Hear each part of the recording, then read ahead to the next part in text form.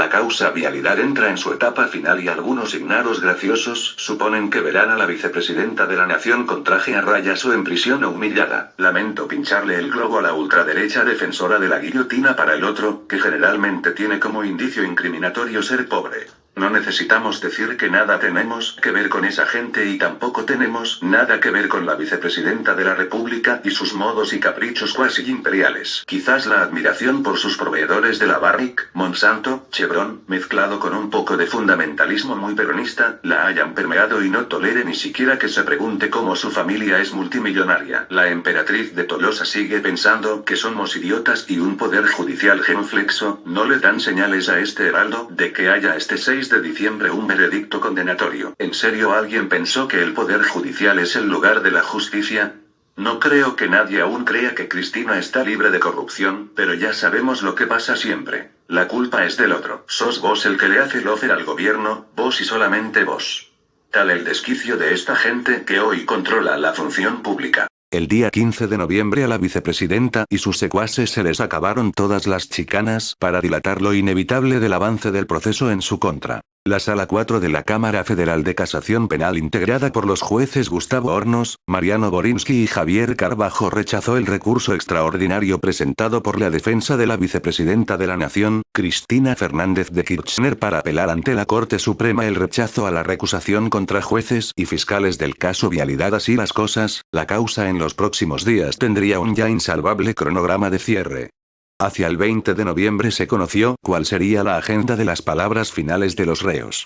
CFK haría uso de la palabra el día 29 de noviembre, mientras que Julio Devido, múltiple condenado por corrupción, y Lázaro Báez, testaferro de los Kirchner al que la vicepresidenta y su familia dicen aún no conocer, harían lo propio el día 25. Podrán consultar en Google los inventos de la prensa paraestatal y las amenazas de los parapoliciales en redes sociales, que ven como inevitable una condena a la funcionaria que se hizo millonaria siempre desde la función pública. El 25 de noviembre fue el turno de defenderse con sus palabras finales para Lázaro Báez, Julio Devido y otros reos en la causa Vialidad. La exposición de Lázaro Báez fue sumamente breve y agradeció a su defensor y al resto de los defensores de la banda que se llenó la panza con contratos de obra pública. Devido hizo una exposición más extensa en la que defendió su gestión y le habló al tribunal. Tienen una tarea difícil. Deben elegir entre una condena inmoral o el Estado de Derecho. Cita particular viniendo de quien ya fue condenado un par de veces por corrupción anteriormente y que insiste, como todos los corruptos, en que todo es una persecución política porque ellos son peronistas y honestos, más o menos. Cuando todos sabemos que honestidad y peronismo son antónimos. El 29 de noviembre fue el turno de las palabras finales de la vicepresidenta de la Nación, Cristina Elizabeth Fernández, que volvió a demostrar, además de un desconocimiento supino del derecho, profesión que usó siempre para decir que es la base de su fortuna, una importante paranoia.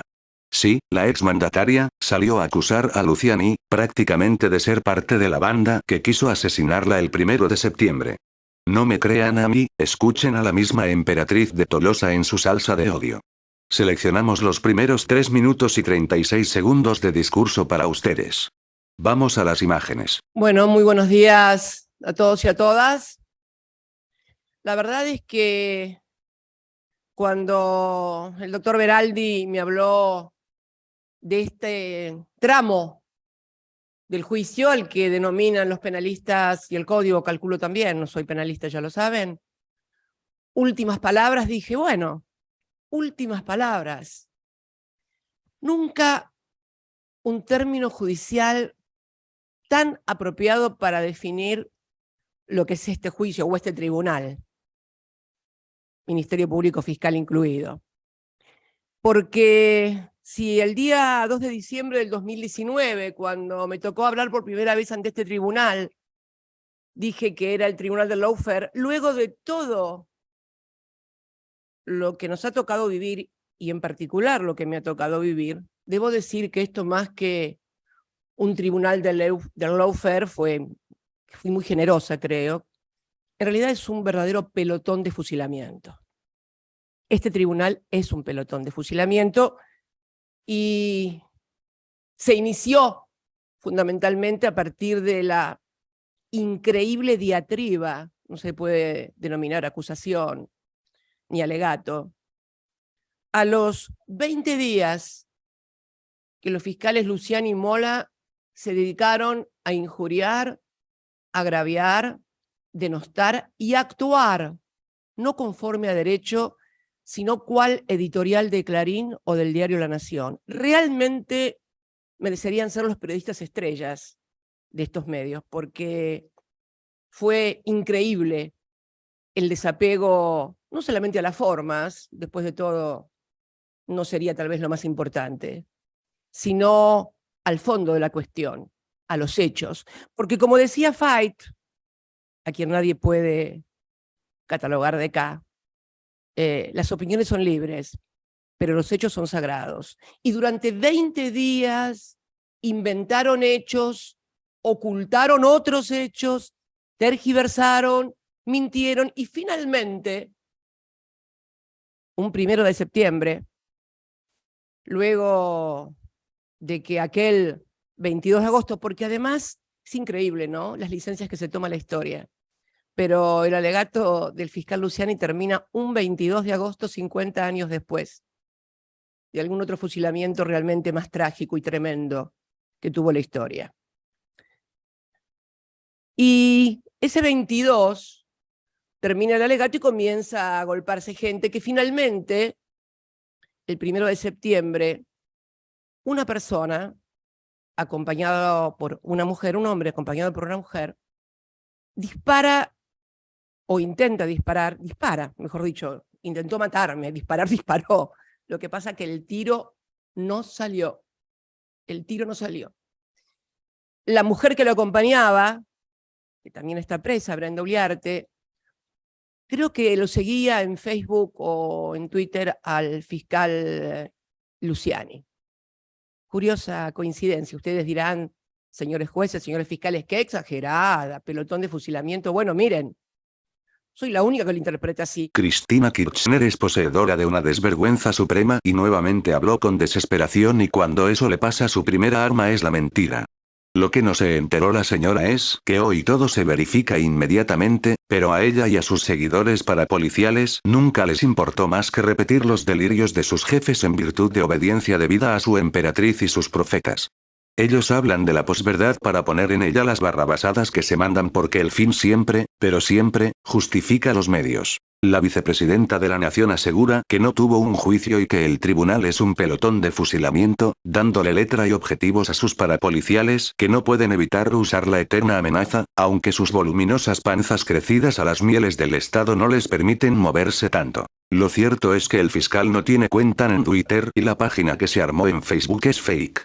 Una completa cazabobos armada por los servicios para tomar de allí data para acusar a civiles de lo que sea y para hacer estas muestras del lofer, persiguiendo a gente de a pie en las redes, como vienen haciendo desde tiempos de Néstor, al que le encantaba coleccionar espías. Otra operación de escarnio público, desbaratada simplemente por la realidad y que muestra la tremenda desesperación que envuelve al Estado ante la inminencia de una condena por corrupción para la vicepresidenta. En la descripción de este video les dejaremos el enlace a las palabras finales de Cristina, pidiéndoles que tengan humor, ya que no puede ser tomado en serio nada de lo que dice sin nausearse. Ya conocemos el prontuario del ministro Soria y de su familia de homicidas íntimos, cómplices y defensores del indulto y habitués de cenas con lo más repugnante de la derecha vernácula.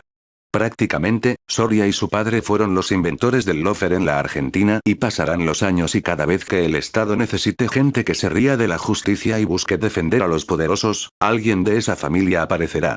Esta vez, el representante de un linaje de hipócritas vividores de los fondos públicos salió a declarar, obviamente a pedido del gobierno, en favor de Cristina y en flagrante intromisión estatal en el poder judicial, diciendo que estaríamos frente a la posibilidad de que sea la primera sentencia escrita por Clarín y La Nación contra una presidenta electa por el voto popular del pueblo argentino.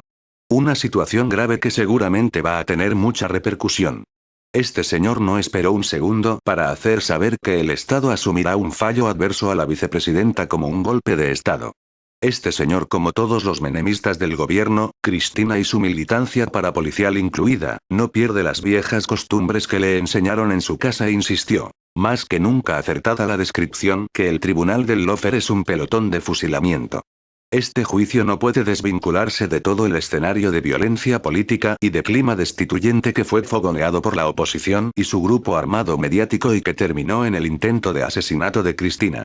Parece raro que este señor ostente cínicamente el cargo de ministro de Justicia y Derechos Humanos, pero en un gobierno que no tiene idea de ambos conceptos, que un nazi ocupe ese cargo no es tan extraño.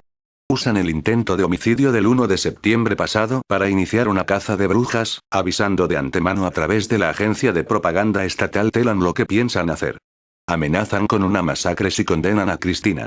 Esto, para gente que cena con los asesinos de las fosas adriatinas, no es nada particularmente grave, es solamente una costumbre familiar de servir a los poderosos a cambio de dinero. Simplemente sangre. Otros alcahuetes y parapoliciales volvieron a amenazar a quien quiera prestarles atención, con la cantinela de que si tocan a Cristina van a moverse y dar leña.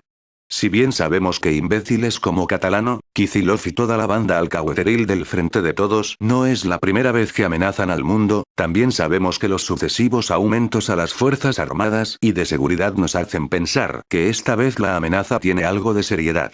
Ante lo cual le recordamos al Estado argentino que garantizaremos desde Locomoción Televisión la defensa y seguridad de nuestra gente y que responderemos como corresponde a toda violencia del Estado y sus parapoliciales. No es algo que querramos hacer, pero la Constitución y los pactos internacionales, prácticamente nos obligan. Volviendo a la noticia, el próximo 6 de diciembre se conocerá la sentencia por esta causa y allí estaremos para informarles los avances de la misma. Ya conocemos el prontuario del ministro Soria y de su familia de homicidas íntimos, cómplices y defensores del indulto y habitués de cenas con lo más repugnante de la derecha vernácula. Prácticamente, Soria y su padre fueron los inventores del lawfare en la Argentina y pasarán los años y cada vez que el Estado necesite gente que se ría de la justicia y busque defender a los poderosos, alguien de esa familia aparecerá. Esta vez, el representante de un linaje de hipócritas vividores de los fondos públicos salió a declarar, obviamente a pedido del gobierno, en favor de Cristina y en flagrante intromisión estatal en el poder judicial diciendo que estaríamos frente a la posibilidad de que sea la primera sentencia escrita por Clarín y La Nación contra una presidenta electa por el voto popular del pueblo argentino. Una situación grave que seguramente va a tener mucha repercusión. Este señor no esperó un segundo para hacer saber que el Estado asumirá un fallo adverso a la vicepresidenta como un golpe de Estado. Este señor, como todos los menemistas del gobierno, Cristina y su militancia parapolicial incluida, no pierde las viejas costumbres que le enseñaron en su casa e insistió, más que nunca acertada la descripción, que el tribunal del lawfare es un pelotón de fusilamiento. Este juicio no puede desvincularse de todo el escenario de violencia política y de clima destituyente que fue fogoneado por la oposición y su grupo armado mediático y que terminó en el intento de asesinato de Cristina. Parece raro que este señor ostente cínicamente el cargo de ministro de Justicia y Derechos Humanos, pero en un gobierno que no tiene idea de ambos conceptos, que un nazi ocupe ese cargo no es tan extraño. Usan el intento de homicidio del 1 de septiembre pasado para iniciar una caza de brujas, avisando de antemano a través de la agencia de propaganda estatal Telan lo que piensan hacer. Amenazan con una masacre si condenan a Cristina. Esto, para gente que cena con los asesinos de las fosas adriatinas, no es nada particularmente grave, es solamente una costumbre familiar de servir a los poderosos a cambio de dinero. Simplemente sangre.